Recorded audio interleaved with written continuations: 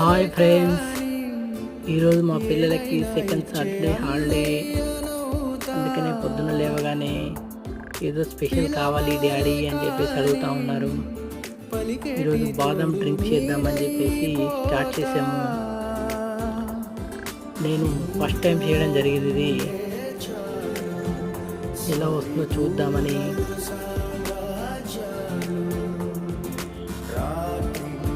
Try చేశాను. ఏమో అనుకున్నాను కానీ బాగుంది, చాలా బాగా వచ్చింది. మా పిల్లలు చాలా ఇష్టంగా తాగారు. నేను ఇంతకుముందు ఎప్పుడు చేయలేదు, ఇదే ఫస్ట్ టైం చేయడం జరిగింది. హాలిడే కదా, ఇక మా పిల్లలు ఒకటే అడుగుతూ ఉన్నారు. సరే అని చెప్పేసి తేవడం జరిగింది.